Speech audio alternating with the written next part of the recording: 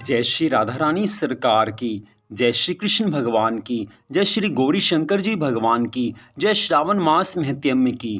मंदिर श्री बंसी वाले महात्मा यूट्यूब चैनल की ओर से हम आप सभी भक्तों का हार्दिक अभिनंदन करते हैं। भगवान शिव शंकर जी की प्रसन्नता की प्राप्ति करने के लिए श्रावण मास में विशेष रूप से भगवान शिव की भक्ति करनी चाहिए और श्रावण मास महत्म्य की कथाओं को सुनने से भगवान की प्रसन्नता प्राप्त की जा सकती है। तो श्रावण मास महत्म्य के 26वें अध्याय की कथा इस प्रकार है। भगवान शिव शंकर जी महाराज सनत कुमार जी से आगे की कथा का वर्णन करते हुए कहने लगे हैं कि सावन के महीने की अमावस्या के दिन जो कर्तव्य कर्म करने चाहिए, जो धर्म कर्म करने चाहिए, वह प्रसंगवश जो कुछ याद हो गया है उससे मैं आपसे कहूँगा।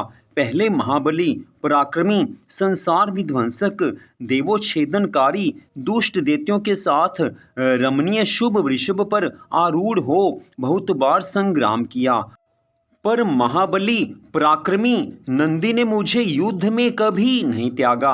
अंधकासुर युद्ध में उसने वृषभ के शरीर को छिन्न भिन्न कर दिया, जिससे उसके शरीर से छिन्न भिन्न होने से रुधिर बहने लगा और प्राण मात्र ही शेष रह गया।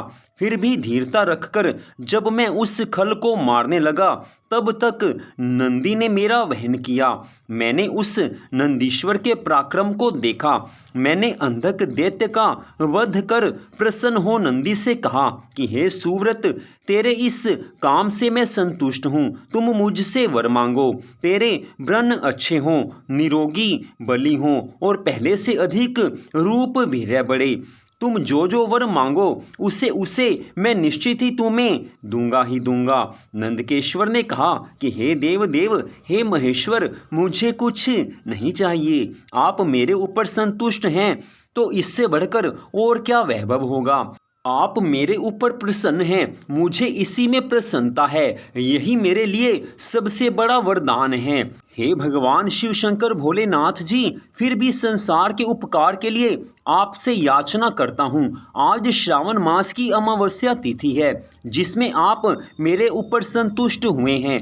इसमें गऊ के सहित मृतिका बैलों का पूजन तथा आज ही अमावस्या के रोज कामधेनु सदृश जन्म हो।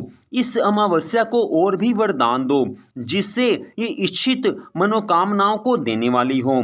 आज नंदी के इन वचनों को सुनकर भगवान शिव शंकर भोलेनाथ जी प्रसन्न हुए हैं और भगवान शिव नंदी से कहने लगे हैं कि हे नंदी, भक्ति द्वारा प्रत्यक्ष गौ तथा बैल का जो पूजन करें, गेरू आदि धातुओं को देह में प्रयत्नों से विभूषित कर, सींगों में सोने चांदी का पट्टा आदि लगाकर विभूषित करें, दोनों सींगों में रेशमी गुच्छे बांधकर चित्र विचित्र नाना रंग से चित्रित कपड़े को पीठ पर ढककर कंठ में रमणीय सुमधुर शब्द करने वाले घंटे को बांधे।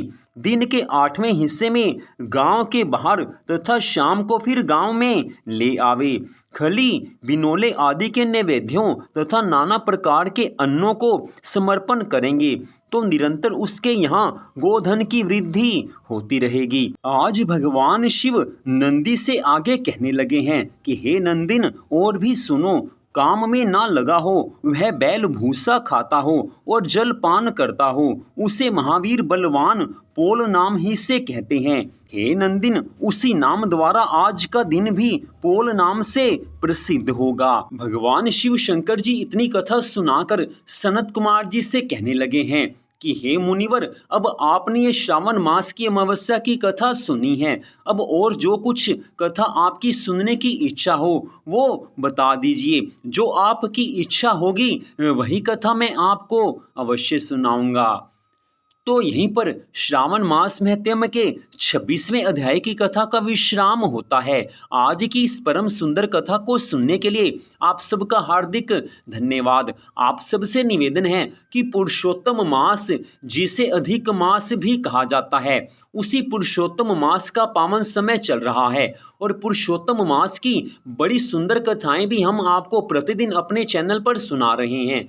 तो पुरुषोत्तम मास महत्म्य की कथाओं को भी प्रतिदिन हमारे चैनल पर अवश्य सुनें। तो आप सबका फिर से धन्यवाद। भगवान श्री राधा कृष्ण जी की, भगवान श्री गौरी शंकर जी की श्रावण मास महत्म्य की अनंत कृपा सदा आप सब पर, आपके परिवार पर बनी रहे। इसी मंगल कामना के साथ जय श्री राधा रानी सरकार की, जय श्री कृष्ण भगवान की, जय श्री गौरी शंकर जी भगवान की, जय श्रावण मास महत्म्य की।